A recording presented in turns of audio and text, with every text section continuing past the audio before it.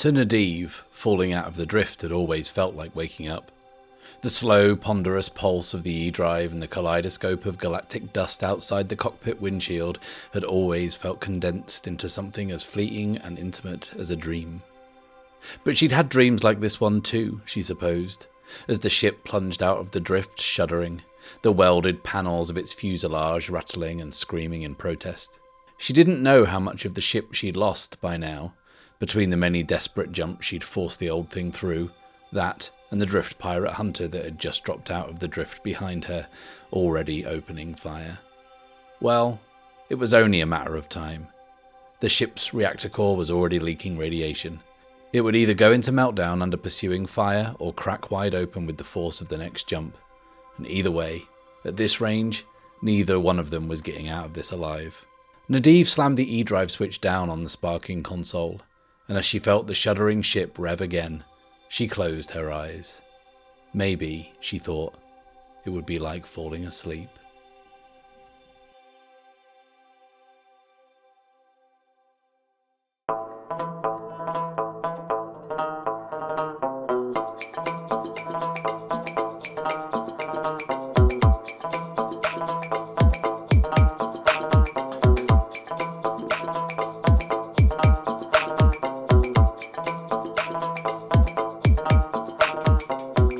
Hello, and welcome to The Bad Spot, an actual play podcast where I, Matt Risby, and I alone am playing through Ironsworn Starforged. This week's tale from the Drift was from Julia Bishop, and I absolutely love this one, I have to say, and I want to give a huge Bad Spot thank you to Julia for taking the time to roll that up and send it in. If you want to roll some dice and write something for me to read at the beginning of a future episode, then time is running out. I think I have made the decision, and you heard it here first, that this final season will be a truncated one, and it will probably run somewhere around 12 to 14 episodes, I think, which is just about half what the usual season running length is, which is 24 episodes. With what I've had submitted already, I have very few slots left, so if you fancy it, the submission guidelines and contact details are on screen now. And whilst I have you, why don't you leave a like, subscribe, and click the little bell icon so you can follow along with the campaign each and every week. These things are really important for supporting the channel and supporting what I do, and if you really want to support the channel, then why not check out the Bad Spot Patreon? There you'll get early access to all episodes, exclusive behind-the-scenes content, and your name on screen, like all these lovely people. Last time out, Luna and Cole watched as Griff and the Eclipse flew out of Lastport Station. Unable to fight her way through the chaos and get aboard, Luna's only chance of covering Griff's escape is to open fire on the Pact, starting a shootout between them and the mercenaries, which rapidly spins out of control as the criminal element of Lastport sense the Pact in a vulnerable position and move in for the kill. What follows is carnage, and Luna and Cole escape via an abandoned access elevator, and as they do, someone in the complex enacts the Enforcer Protocol, dispatching Enforcer bots to every level to quell the violence. As Luna and Cole work their way up through the station, a full lockdown is enforced, stopping the elevator mid-journey. Cole leaves to gather what is left of his crew, and Luna continues her journey upwards, using a makeshift device fashioned from discarded elevator parts and an angle grinder to help her travel the rest of the way. She eventually makes it by way of an unstable access gantry that damages her leg brace as it collapses. She finally reaches the level where Archer is being held and finds a strange, decorative, wood-panelled environment at odds with the industrial nature of the rest of the station. Even more incongruous is what lies at this level's centre, an ornamental pond with a circular room, reachable only by a bridge guarded by 4 fearsome enforcer bots. Luna causes a distraction and attempts to swim through the pond, staying undetected by passing under the bridge, but she is quickly discovered and snared by one of the bots. She fights her way free, but is caught in projectile netting fired by the last bot standing, the momentum of which sends her crashing through the door and into the room, where she is met by a bemused-looking Archer and another person she does not recognise. Archer asks Luna if she has seen the Eclipse, and more importantly, asks where Griff is. Well, speaking of Griff, the lights of the Drift are dancing their kaleidoscopic waltz through the viewport, but to Griff it's all numbers, all data. The particular data he was concerned with right now was the beacon he was travelling towards, a point on a map, a dot on a chart. It didn't matter to him. It was all just data. It was all just numbers. And he followed the data and the numbers towards his destination. His destination, 2 whole sectors over, was still some way away. The jump he had programmed came to a sudden end. The data did not reflect the waypoint en route to the desired destination, the destination on the chart. There was no error in his data, no mistake. No error report from the E-drive, which was already at full charge after this shortened jump. This did not compute. He ran a quick diagnostic on the ship. No issues. He entered the data again, engaged the E-drive again, and the ship jumped again. Now, in-game, Griff hasn't got any stats or anything, but I thought we could perhaps use the oracles to see what he finds on his travels. So, as he's just jumped into the drift again, he's going to kind of unwittingly drop out prematurely, as we've seen, any minute now. So why don't we roll up using the space sighting oracle and see what he sees when the ship re-emerges from the drift. Okay, so 50 is creature. Okay, cool. So we've got a whole bunch of other oracles we can roll up on to kind of see what's becoming of this. First, we need to figure out its scale. So 77 is large, vehicle-sized. Brackets vehicle size, not large vehicle size, although that is a large vehicle. Ignore me, that's like kind of beside the point. Okay, so what type of creature is this now? 26 is avian/winged, okay. And we'll roll a couple of times on the first look oracle and see what that gives us. 96 is tentacles or tendrils. And 65 is luminescent. Okay, and let's work out what how it's behaving, like kind of what it's doing. 76 is protector. Okay, right. So let's bring all this together. Contrary to the data, contrary to the charts, and contrary to the readouts, the Eclipse drops out of the drift after no more than 5 or 6 minutes, and it should have been hours. From the readings, the Eclipse is still in the Delphian flux. This does not compute. Griff runs another diagnostic, this time more thorough. As he waits for all the data to be collated, a proximity alarm sounds on the console. He silences it. His new protocols, his Guardian protocols, kick in, and he brings the surge blasters online. Shortwave scans now show a large organic form incoming. The surge blasters are primed and he is calculating the incoming object trajectory. Object predicted to pass on the starboard side. Incoming. 200 meters. 150 meters. 100 meters. Griff diverts power from the charging E-drive to the shields of the bow. 75 meters. 50 meters. Trajectory calculated. Object will pass. 25 meters. 10 meters. Object passing. And there is a flash of blue and silver in the viewport. But to Griff, it is just data, just points on a screen. But we can see a great winged creature gliding into view. It has 2 sets of fleshy wings on either side of its flat white body, much like a manta ray if manta rays had 4 wings and were in space. Its wings and body have this pearlescent quality, shimmering hues of silver and pink and purple and blue as it glides by the viewport. And trailing behind it from the rear set of wings and where its tail would be, there are dozens and dozens of trailing tendrils, which have an altogether different quality from the rest of its body. They sparkle and pulse with an energy that seems to begin in this thing's body and end in the tips of these tendrils, a beautiful pulsing light display trailing across the blackness of space. If only Griff weren't a malfunctioning toaster, this would be quite a profound sight. But we also rolled up Protector, didn't we, on kind of what this thing was doing. So I suppose this thing needs to be protecting something. And I think kind of maybe it makes sense that like it's got like some young with it maybe. But what's it protecting it from? We could roll up another creature. That would be cool. It's always fun to do that. But I was thinking, given what this thing looks like and how unusual it is, what if whatever its tendrils are made of, or whatever is in this tendrils, the energy or something within these tendrils that trail from the back of it, what if that's valuable? And what if someone out here is hunting this thing for what's in those tendrils?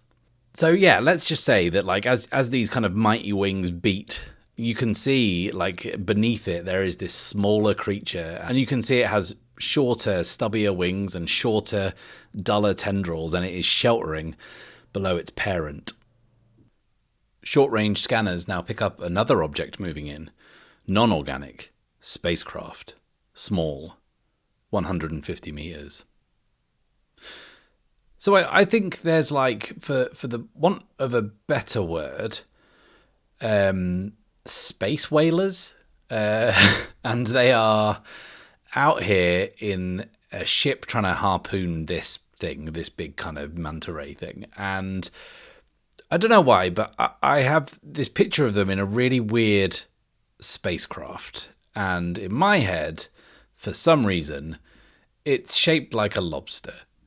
And I don't know why I'm thinking of this, but I'm seeing this spacecraft having this kind of like long, segmented, armored body. And reaching out in front of it are claws, for the want of a better word. They're kind of like these arms stretched out. And at the end of one arm is a literal claw for, like, I don't know, grabbing whatever's been kind of reeled in. And I think on the other arm, instead of a claw, there is like a kind of like a ball, and it's got this turret, but this kind of like turret. Do you know, like old B-52 bombers, for example? They used to have like these little things underneath. I'm not sure what they're called. Are they called like pinions? With like the gunners would sit in. I'm gonna have to look this up. 1 second.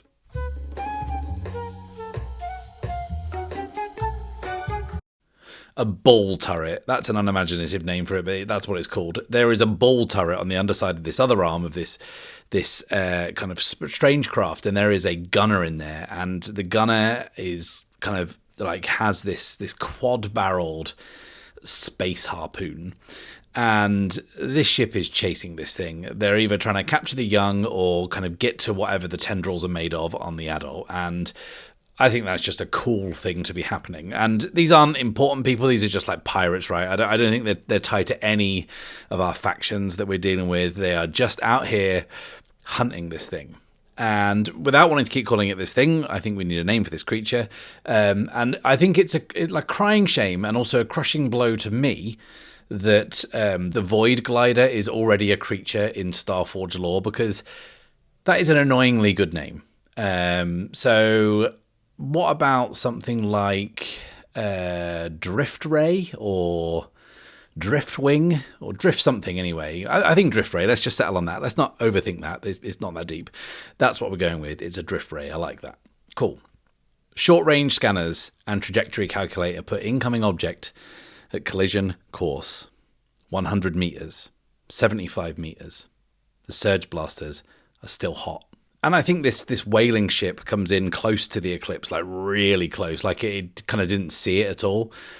And it kind of takes evasive action as it gets close. But Griff, who is now beholden to these new Guardian protocols, whatever they might be, can't take any chances. 50 meters. Target acquired. Blasters discharged. And there is this trail of white hot plasma that comes from the Eclipse and streaks across the black, and it slams into the side of this whaling vessel, and the force spins it around with all its systems knocked out by this kind of broadside from the Eclipse, and it just hangs there helpless. And this moment of like respite is all that the drift rays need to beat their wings and get away from their pursuers. And these great beasts move with incredible speed, and within seconds they are little more than just another twinkling star in the viewport. Griff engages the E-drive, once again plots the same course, and jumps. So what are we going to find at the next jump? Now, looking at the space sighting oracle that we used before, it's sort of kind of quite vague. It's like a bit general. It's more for like seeing like celestial objects or like kind of space phenomena. I want us to find something a bit more specific. And I know what you're thinking. A giant space ray being chased by whalers in a lobster was actually quite specific. And you're not wrong if you thought that. But, I had to do a lot of the work there. And frankly, I'm quite lazy. So I could do with using a different oracle to give me something more to go on. We have in Starforged 2 oracles, one for spaceborne opportunities and one for perils. And they're designed to kind of like show you what you might find or suggest what you might find when you reach a waypoint, depending on whether you rolled a kind of like a strong hit or a weak hit or a miss. Now, obviously, opportunities are better than perils. And I don't want to just choose one. I will roll on the oracle first to ask which of the 2 oracles I'll be using. So, 50-50. Am I rolling on the Spaceborne Perils oracle? 79 is no. So, let's see what Spaceborne opportunity we will be encountering. 23 says, clue offers insight into current quest or mystery. Okay, so now this isn't going to be something that Griff notices or can do anything with, or like maybe it is something he notices but he doesn't know what it is or what it means because, hey, he's just a little robot guy. So I think this is actually something for us, something for us to know, but not the characters perhaps. So if we go with that, then here's a chance to reveal something about the world, about the current quest or the mystery. And thinking about it, I think it might be high time we found out just why E-drives don't work properly here. Because all we've really learned is what that old colleague of Cole said. I don't know if you remember, all the way back in the end of Season 2. Cole ran into an old buddy of his from the peacekeeping days, someone he served with. His name was Corporal Silver. That's him, never in doubt. Now, he said something about the Pact having like mysterious powers that allowed them to control the drift effectively. And we've seen that since we've been in this sector because the E-drives just don't seem to work. They can only make kind of short hops. And this Corporal Silver said that he thinks it's some kind of EMP type device, whilst a source known only as his buddy Clem says it is a quote-unquote magic net. Well, I say let's learn a little more about what is happening here.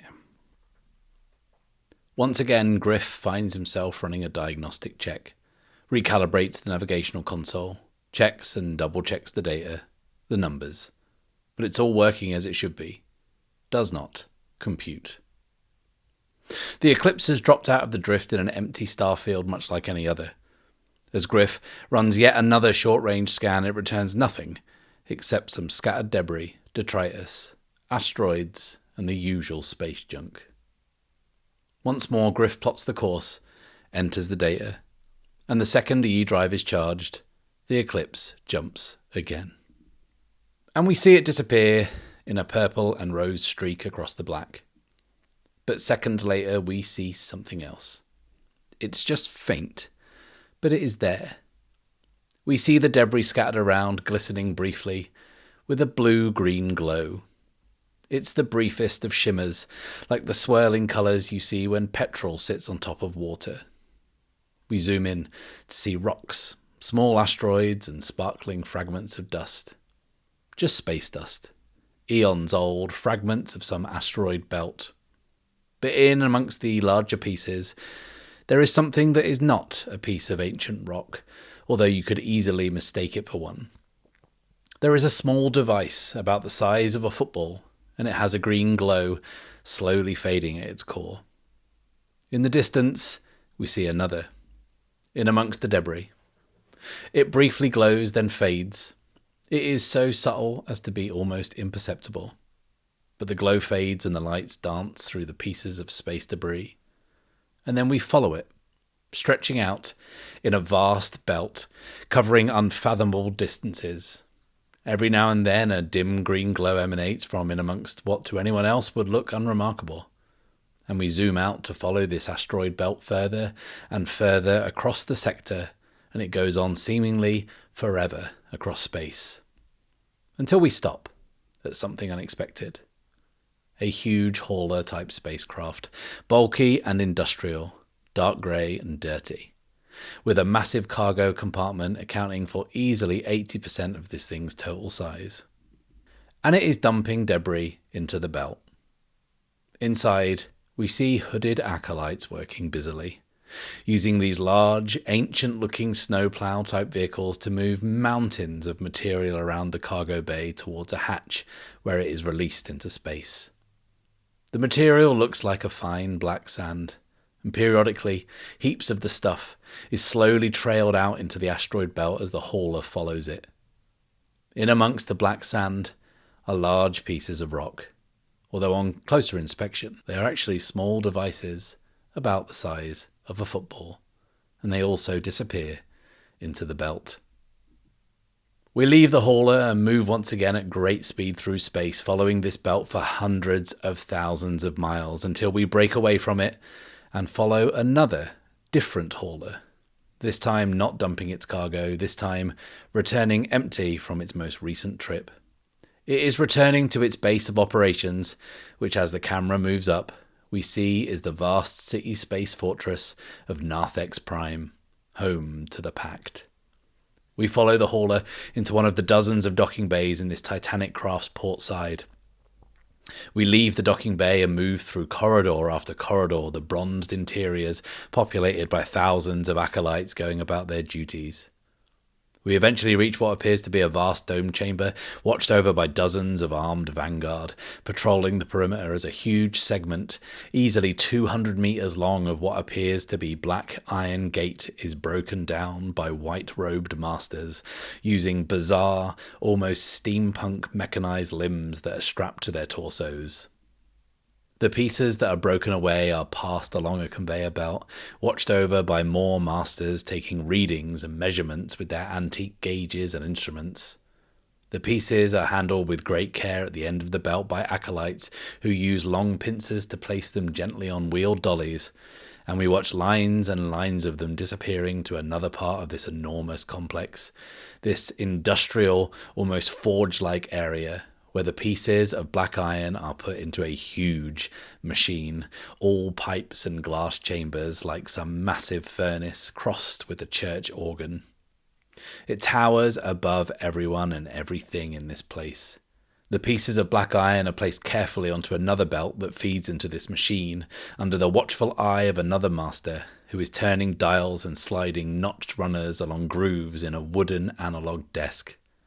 The glass chambers are filled with holy water, and it drips slowly in on the master's command, and a huge jet of steam causes a deep bellowing to ring through the entire complex, and the bronze ducting that runs all around the inside of this place carries the expended energy out into space in the form of plumes of dense grey smoke.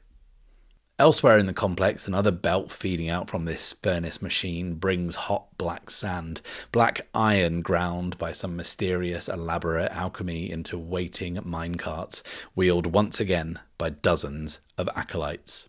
They move the sand back into the hangars and tip it out, and the snowplow machines push it into the haulers. We watch as another hauler takes off with its mysterious cargo. We watch as it leaves the hangar bay, and we watch as it lurches into the drift. After a moment or two, there is a pinkish swirl in the gloom, and we see another craft emerge from the drift. This time, it is not a hauler returning from a sortie. It is an Outbounder-class vessel. It is the Eclipse. Once again, Griff checks the data. This is not the destination. He runs another diagnostic, but now there is an alarm beeping on the console. The alarm is a weapons lock. Griff brings the surge blasters online, but there is no power. He runs another diagnostic. The signature from the weapons lock indicates a tractor beam. This new data activates another protocol. Griff plugs into the comms console and transfers some data before shutting down entirely. The interior of the Eclipse is plunged into darkness as all the power goes out, and the ship is pulled slowly towards Narthex Prime by the operatives of the Pact who won't believe their luck.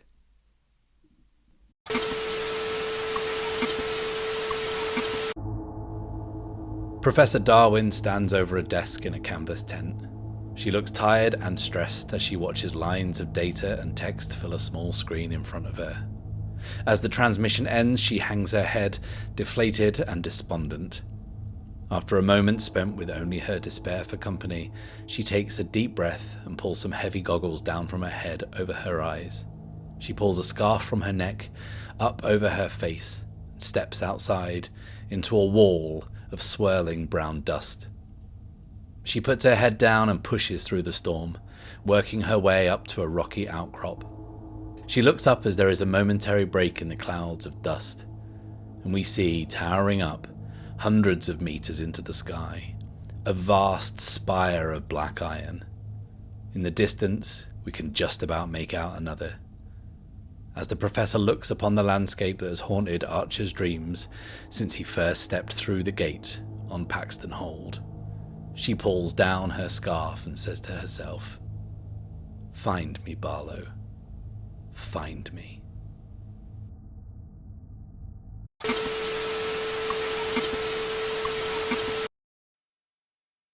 Thank you a million times. Thank you for watching. Please like this video, subscribe if you have not done so already, and click on the little bell icon so you can be notified as soon as the next video drops.